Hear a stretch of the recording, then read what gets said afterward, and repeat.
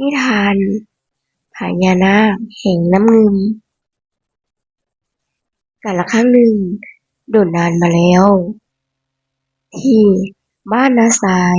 เมืองหนึ่งของแขวงเวียงจันทน์มีลำน้ำใสไหลผ่านชื่อว่าแม่น้ำเงิมชาวบ้านเล่าขานกันว่าใต้ลำน้ำนั้นมีนครบาดาลอันศักดิ์สิทธิ์เป็นที่ประทับของพญาศรีสุโธนาคราธิบดีพญานาคผู้ปกครองแผ่นดินลาวมานับพันปีในหมู่บ้านมีหญิงสาวชื่อว่าคำสอนเป็นคนจิตใจดีช่วยเหลือผู้คนอย่างสม่ำเสมอวันหนึ่งขณะที่นางคำสอนกำลังไปตักน้ำอยู่แคมป์ฝั่งนางได้เห็นงูใหญ่สีเขียวมรกตตาสีทองวาบวาวนอนขดอยู่เทิงหินกลางลำธารนางตกใจเลยเอ่ยคำไว้อย่างสุภาพว่าข้าน้อยขออภัยหากมารบกวนท่านผู้ทรงฤทธิ์ทันใดนั้นงูใหญ่ก็แปลเปลี่ยนเป็นพญานาคผู้สูงศักดิ์เว้ากับนางว่าโอ้แม่เจ้าหญิงมีเมตตาและบ่ย้านเราท่านคือผู้ถูกเลือกคำสอนกับภารกิจลับ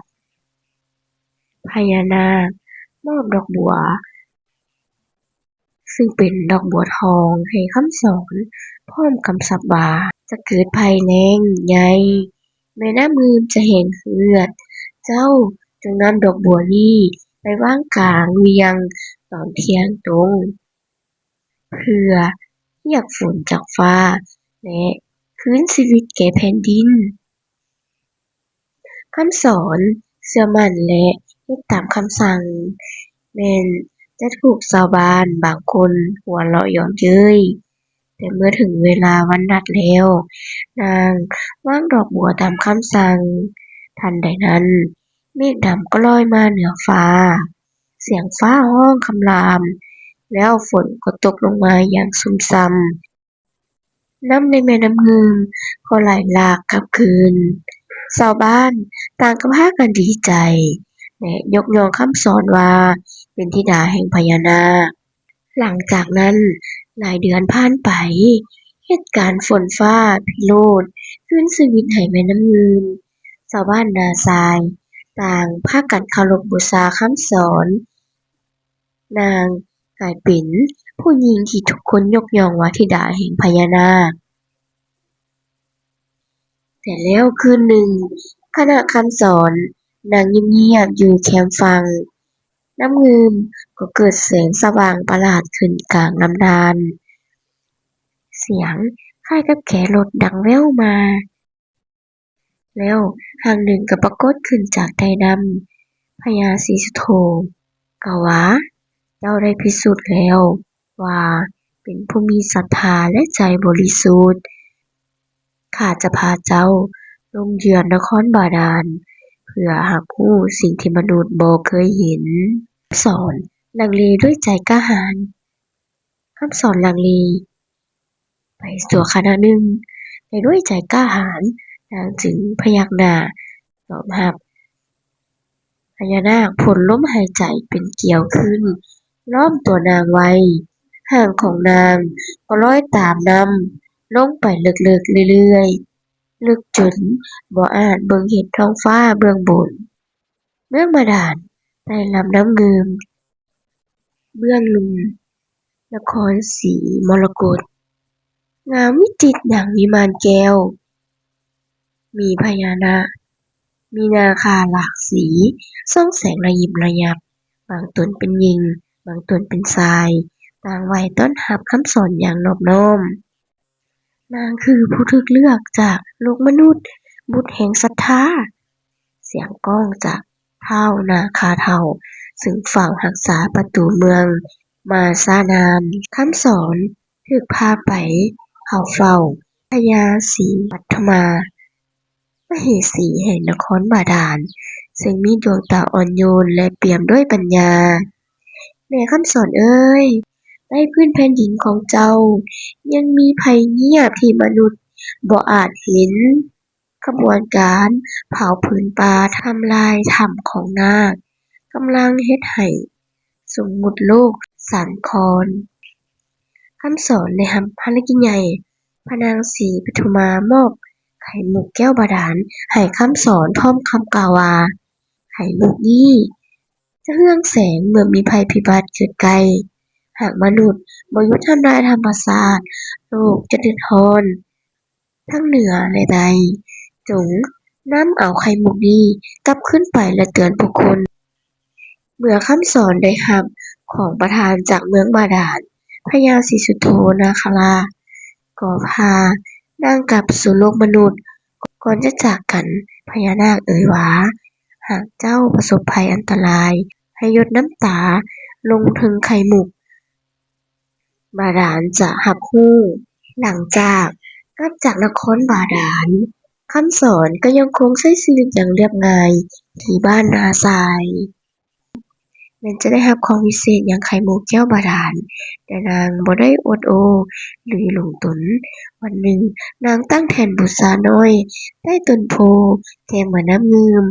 และวางไข่มุกไว้กลางแสงแดดเพื่อเพียงคราวเดียวไข่มุกก็เรืองแสงสว่างวาบแม้นว่าบ่มีดวงจันทร์คำสอนใจหายวูบหนึ่งนางนึกถึงคำของพระนางศรีปทุมาทันทีหากไข่มุกเรืองแสงโดย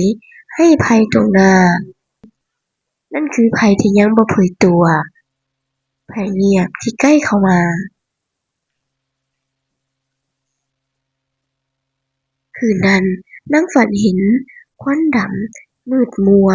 พวยพุ่งจากภูเขาแห่งหนึ่งปกคลุมหมู่บ้านจนหายใจบ่ออกเสียงสัตว์ร้องโหยหาและน้ำในแม่น้ำยืมกลายเป็นสีดำขุ่นเช้าวันต่อมาคำสอนเดินทางไปยังวัดเก่าแก่ของบ้านนาทรายเพื่อถามยาทานเพ็งผู้เฒ่า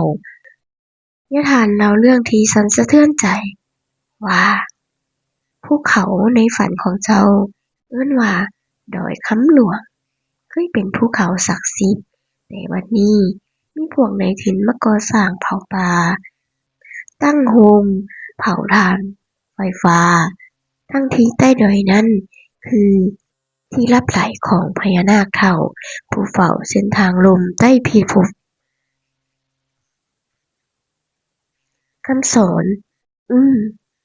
รู้ทันทีว่าไข่มุกกำลังเตือนสิ่งนั้นหากพวกเขายังบ่หยุดไฟจะกลับมาทำลายสมดุลของโลกและเมืองบาดาลก็อาจถล่มคำสอนผู้กล้ากับภารกิจใหม่คำสอนจึงตัดสินใจเดินทางขึ้นดอยคำหลวงเพียงลำพังในมือมีเพียงไข่มุกแก้วผ้าสิญจน์เก่าและจิตใจที่แน่วแน่เมื่อไปถึงนางพบพื้นที่เผาป่ากว้างขวางสุดลูกหูลูกตาควันดำบดบังดวงตะเวนเสียงเครื่องจักรกำลังขุดพื้นดินลึกเข้าไปตรงจุดหนึ่งซึ่งยาทานเคยเตือนว่าเป็นหลุมลมหายใจของพญานาคเฒ่าทันใดนั้นพื้นดินก็สั่นไหวเสียงคำรามดังก้องจากใต้ดินคลื่นควันพวยพุ่งขึ้นมาไผบังอาจบุกค่าเจ้านาคเฒ่าแห่งลมหายใจพนักงานโรงเผาเริ่มหนีแตกตื่นไฟเริ่มลุกไหม้ลามไปทั่วแต่คำสอนบ่ถอยนาง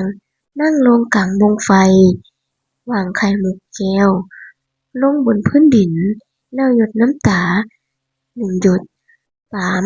คำของพญานาค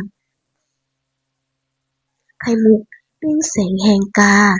แล้วแผ่คลื่นน้ำสีฟ้าออกไปรอบภูเขาดับไฟและ เฮ็ดให้พื้นดินสงบลง เสียงของพญานาคเฒ่าค่อยๆแปรเปลี่ยนเป็นเสียงลมหายใจแผ่วเบา มนุษย์ผู้นี้ใจดีบริสุทธิ์ ข้าจะให้อภัยแก่พวกเจ้าครั้งหนึ่ง หากยังล้ำเส้นอีก โลกจะบ่เมตตาอีกต่อไป